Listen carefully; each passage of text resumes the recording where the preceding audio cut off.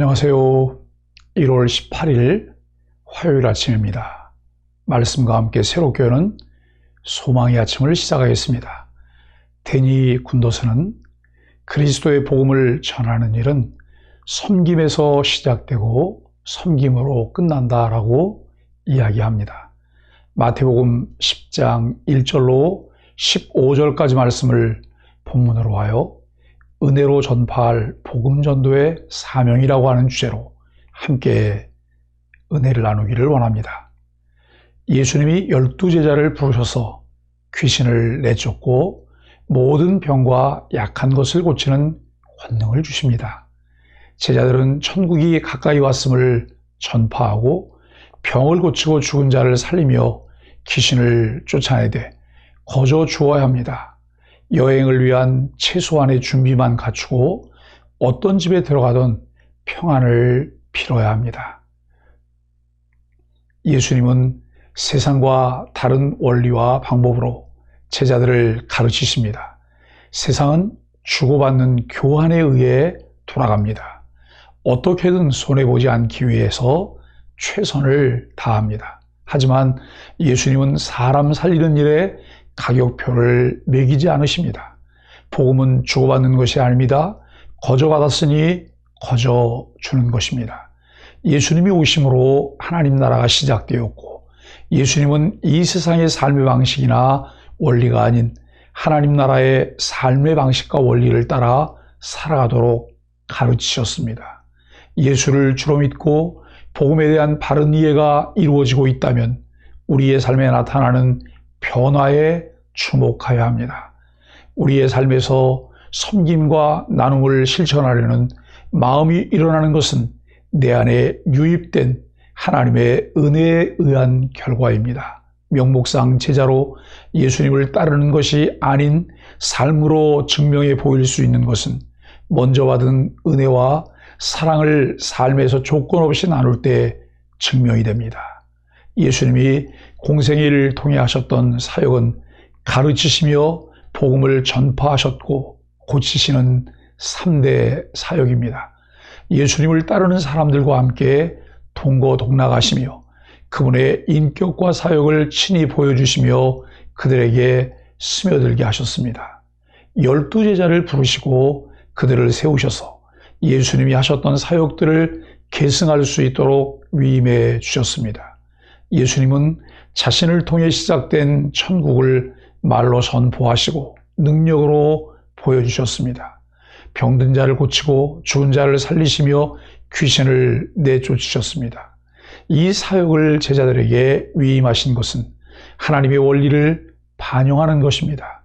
하나님은 아담과 하와를 창조하셔서 자신의 통치권을 위임해 세상을 다스리고자 하셨습니다.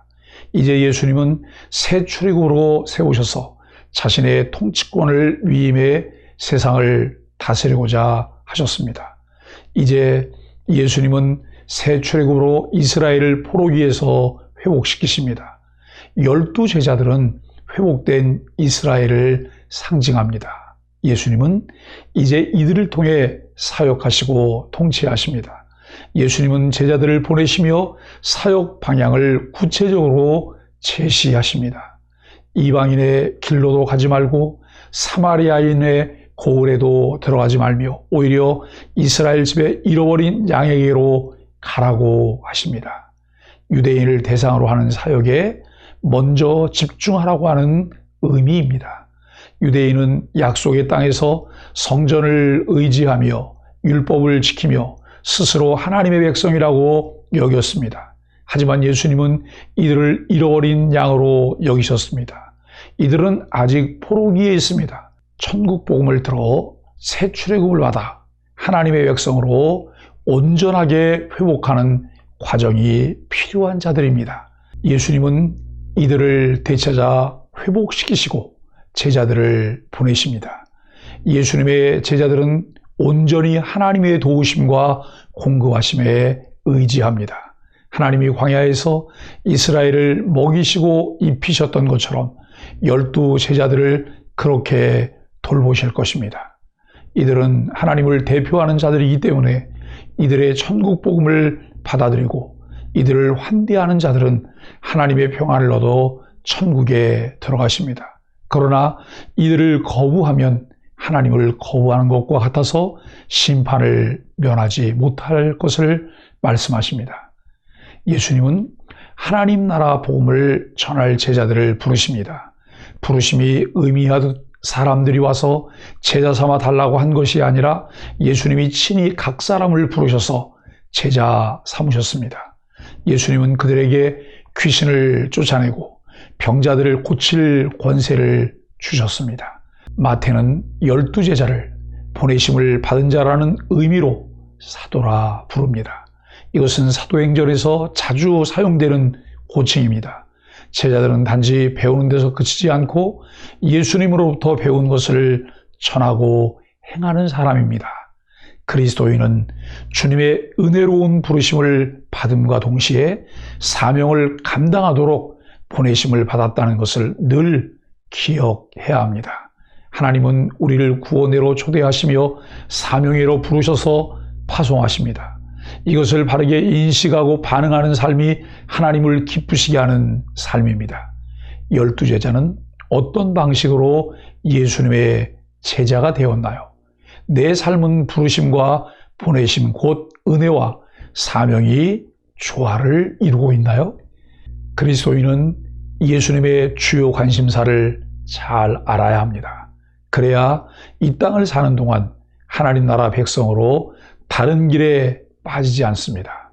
제자들을 파송하시는 장면에서 예수님의 주요 관심사가 무엇인지 알 수 있어야 합니다. 예수님은 제자들에게 천국이 가까웠다고 전파하라고 명하십니다. 제자들은 귀신을 쫓아내고 병자를 고치는 권능을 통해 하나님의 통치를 사람들에게 보여주어야 했습니다. 금이나 은, 두벌 옷이나 지팡이를 가져서도 안 됩니다. 전적으로 하나님을 의지하며 천국 복음을 전파하는 사명을 감당하도록 했습니다. 중요하게 살펴보아야 할 것은 특별 세부 사항을 일반화시켜 오늘을 살아가는 그리스도인들에게 그대로 적용하는 것은 조심해야 할 내용입니다. 그럼에도 하나님만 의지하면 각자의 자리에서 하나님 나라와 그분의 임재를 드러내는 일은 꼭 필요합니다. 파송받은 제자들이 전파해야 할 핵심 내용은 무엇이었나요? 나의 주요 관심사는 예수님의 관심사와 얼마나 비슷한가요? 사도는 원래 예수 그리스도와 공생애를 함께하며 그의 부활을 목격한 12제자를 가리킵니다. 그런데 후에는 바울처럼 부활의 주님을 만나 주님으로부터 선교 명령을 받은 특정 그리스도인을 사도라 부르는 직분이 되었습니다. 사랑하는 소망의 가족 여러분, 모든 그리스도인들은 이미 구원으로 부르심을 받았고 이 땅을 사는 동안 복음 전도자로 보내심을 받은 사람들입니다.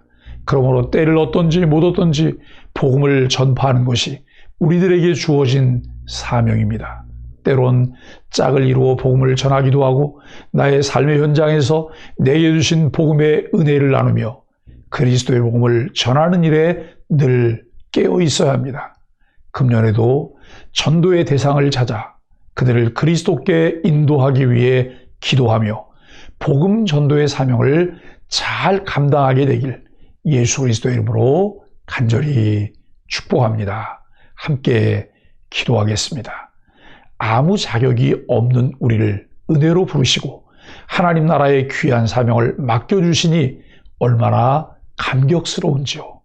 때를 얻든지 못 얻든지 오직 주님만 의지하며 복음을 충성되이 전하게 하여 주옵소서. 사람의 반응에 흔들리지 않고 사명을 끝내 이루셨던 주님을 따르도록 능력을 덧입혀 주옵소서. 예수님의 이름으로 간절히 기도합니다. 아멘.